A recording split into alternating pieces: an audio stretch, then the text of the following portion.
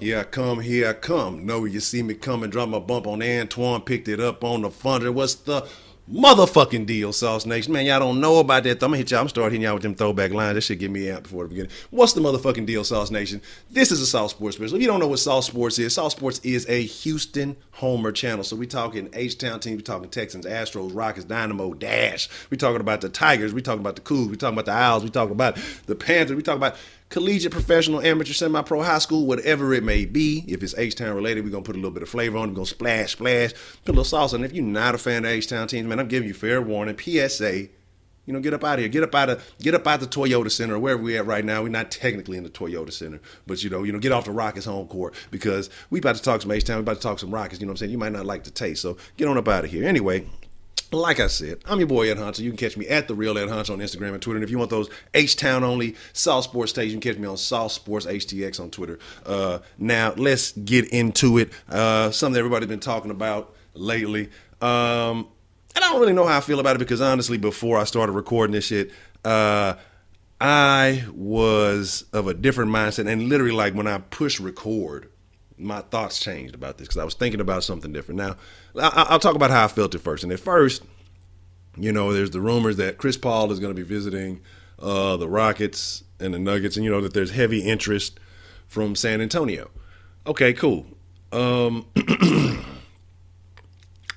At first, I was like, no, we already got the best point guard in James Harden. What do we need him for? He comes in, he's going to mess up the game plan. He's gonna ruin the flow that we already got going. That's what I was thinking. He's gonna disrupt what we have, because I guess you would call him a true PG or whatever. And I don't see James to be one too. In a sense, because he led the league in assists and everything else. So, but you get a guy who's been doing that for years, like Chris Paul. And at first I'm thinking, no, he's gonna try to take over the offense. We can't have that shit, because he's not the man. James Harden is the man. He's gonna come in and D'Antoni runs that through the PG, and how are we going to do that? So, but then it got me thinking.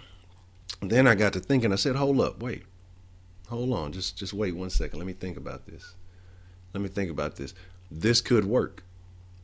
You have two guys on the court at the same time, essentially capable of the same things. But I think James is a little bit better, even though, it was his first year point guard. James, like you said, led the league. I don't know if what that had to do with other issues and things going on with the Clippers. I think that that's over with. That whole experiment is done. I don't think Paul is going to stay.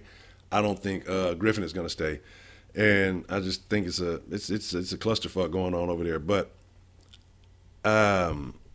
Chris Paul coming to Houston, and like I said, I was against it when I first started recording. As I was just recording this thing and reminding y'all them little old school lines, I started thinking about it. I say, man, both of these guys on the court at the same time. You got two guys capable of executing D'Antoni's offense to the fullest. Okay, very point guard favorable. So you got two guys. So, the problem this season was, in my opinion, with James Harden. James Harden was excellent this season.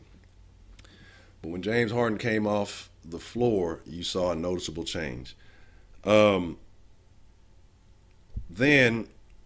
I think he played so much that there was time that he was actually tired. He had the mind to keep going, but the body just wasn't responding. So you bring in a guy like Paul, and you guys, you can work in a way to take that little bit of that pressure off of James and still keep that offense flowing in the same way it was. Like I say, if you could keep that same pace going, even when you got the guys coming off the bench, you would be in a position to run with a team like the Warriors, because that's the thing the Warriors have. It's not that they're just so exceptionally hands down more talented than everybody they're starting five. Is that they have a solid bench, and especially with all these motherfuckers running to go ring chase and go clog up the bench. You got two very good teams coming onto the floor, two very good five, damn near two starting fives coming on the floor. So your bench is going to have to be excellent. Now, I'm not saying Chris Paul is going to come off the bench. So that's the issue you're going to have to work as far as resting him, resting James, and being able to work with both of them. But as you know, this is James' team. Chris Paul is used to being a leader. So how does he come in? How does that factor come into play? If he did come to Houston. Honestly, I don't see him coming to Houston. I see him ending up, if he does leave, which I think he will. I see him ended up in San Antonio. Just because I just think that, the guy wants to be a leader. I think he can bring something because Kawhi's not a real vocal guy, so he'll be able to speak his piece and do all that type of stuff. I just think over here, I don't know. Like I say, this is James' team, and I don't know how he relinquishes. I don't see him relinquishing any of that, and I don't see Chris Paul. He's a floor general. I don't see him. I don't know. Like I say, I'm not saying that they can't make it work, because you see all these teams putting all these personalities together. When you're winning, everything fucking works. Everybody loves it.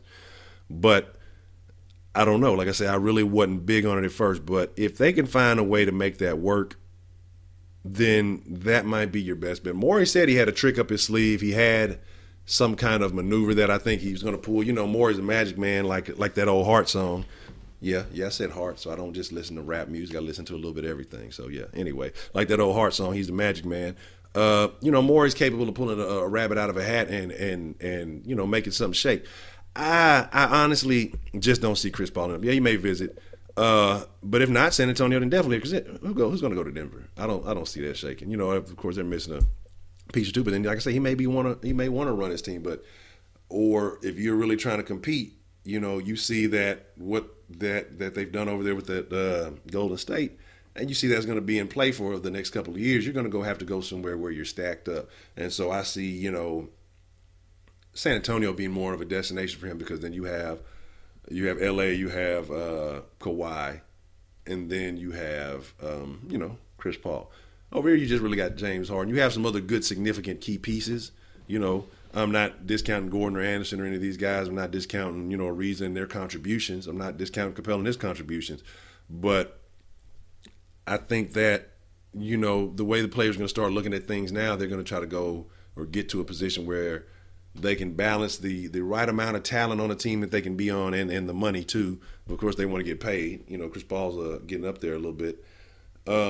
So it just depends. Like I say, he may have a change of attitude and be willing to relinquish that leadership role and just play. But then what you got to think about too is, how does this affect Beverly? You know what I mean? Because you need Patrick Beverly. You got to have the mongoose. If you don't have the mongoose on the floor, then the defense becomes a liability for the Rockets. The mongoose pressures your starting guard. He's not gonna. He's gonna get you. He'll get you 10 every now and then. He'll get you double digits. And he'll play some ball, but you're not gonna look to him as a primary scorer. But you need him on the court, because when he's out there playing, it makes everybody step their game up. Guys like Beverly, the mongoose. You got Ariza. Guys like that. Even Capella, when he's got energy. When guys like that energy, these guys they play hard, and that brings up that whole team defense. But if I think you remove a guy like Beverly and what he brings and what he means to the city of Houston, and how much you just got to have that guy on your team. You know what I'm saying? So what does that mean for him? So these are factors that I'm trying to consider, as we were having these talks. But, free agency really ain't going to kick off until I think the 1st. So, this is all speculative, and this is just all, a guessing game. But I don't really know if I like the idea. I mean, of course, you get excited about hearing the big names and big name coming to Houston. But I don't know if Chris Paul is the key. I don't think that's the piece that we need that's really going to make or break us. It would be good to have. He'd be a good asset to have, but he's not going to be the piece that gets us over the hump. But it could be, vital, because, like I say, about James getting rest, and I think that was part of the problem. I think they were just nice that James was just out of there. His body was just not responding. He was doing so much, and I think if you were able to alleviate some of that on him throughout the season, and Chris Paul could be that guy. So I don't know. That's just something to consider. But like I say, just putting a little splash on the top, a little flavor on the top, and just thinking. So what do y'all think? I mean, SauceNation, would you be opposed to having Chris Paul join him? Would you say, hey, fuck him, send him off to the damn Spurs? Or do you think that Chris Paul would be a viable asset for the Rockets? How do you see them implementing him into that lineup? Because if he comes, of course he's going to start. So how are you going to fix that rotation? Let me know your guys' thoughts and opinions on that one. Like I said, it's just, speculation and stuff like that. Another one of those stories with an anonymous executive. And I hate that type of shit, but it's the talk. It's what people are talking about, so we're going to speak on it. We're going, like I say, we talking HTOWN. Hey, they talking about Houston. You know, hey, we're going to put a little flavor on it. We're going to put a little splash on it. So with that being said, Sauce Nation, I want to know your opinion. This is a commentary. And as always, you know, I got love for y'all. I appreciate it. Steadily climbing. We on the way. We making a play for the 1K. You know what I'm saying? So soon. Can't wait till we get there. We're going to do something special when we hit that 1K. I got a couple of ideas. I got to pick which one we're going to do if and when we hit it. Because, you know, I might get to 998 and not get another subscriber. Everybody just might unsubscribe. But anyway, so like I said with that, it's your boy Ed Honcho. You can catch me at The Real Ed Honcho on Instagram and Twitter. Or you can catch me at if you want those HTOWN only Sauce Sports takes, you can catch me at Sauce Sports HTX. I got to go catch this phone call. Sauce Nation, y'all be cool. Deuce up. I'm your boy Ed Honcho, and I'm out.